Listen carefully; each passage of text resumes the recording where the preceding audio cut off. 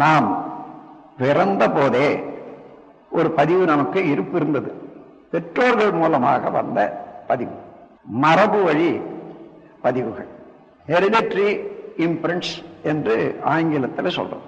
அது அம்மா அப்பாவுடைய பதிவுகள் மாத்திரம் சொல்ல முடியாதது, அவர்களுடைய பெற்றோர்களிடமிருந்து பெற்ற பதிவுகள். அப்படி பல ஆயிரம் பிறவிகளுக்கும் ஒரு பதிவு ஏற்பட்டு விட்டால் அந்த கருமையத்தில், அந்த ஜீவகாந்த களத்தில் அது அழிவதே இல்லை.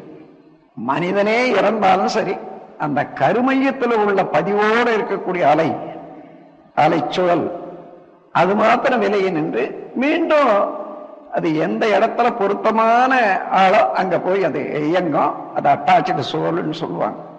அல்லது உருவம் இருக்கிற போதே ஒரு குழந்தை பிறந்ததுன்னா அந்த குழந்தைக்கு இவர்கள் இதுவரையிலே எத்தனை ஆயிரம் பிறவிகளோடும் அந்த பதிவுகளோ அத்தனை பதிவுகளும் அப்படியே சுருக்கமாக இருந்து அந்த குழந்தைக்கு ஆரம்பமாக முதலாக.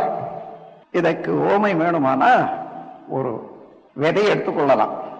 ஆல விதையோ அரச விதையோ மாவதையோ ஒரு விதையை எடுத்துக்கொண்டா அதை பிரிச்சு பார்த்தீங்கன்னா ஒன்றும் இருக்காது.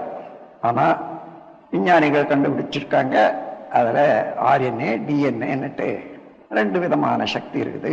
அதுல தான் எல்லாம் பதியுது. உண்மையிலேயே அது இல்லை. RNA DNA ஒரு ஆசிட் தான். அதை இத பாதுகாக்கிறதுக்குரிய இடம், அவ்வளவுதான். பேட்டரியில மின்சாரம் ஒரு அளவுல சேருது அல்லது இருப்பாகுதுன்னு சொன்னா அது பேட்டரியே மின்சாரம் அல்ல, அந்த பேட்டரியில தங்கும் இடமாக வச்சுக்குது. அதுல ஒரு கெப்பாசிட்டி, அதை தாங்கி கொள்ளக்கூடிய கெப்பாசிட்டி. அது போலத்தான் அந்த கருமையத்தில் இருக்கக்கூடிய RNA DNA என்ற இரண்டு ஆசிட்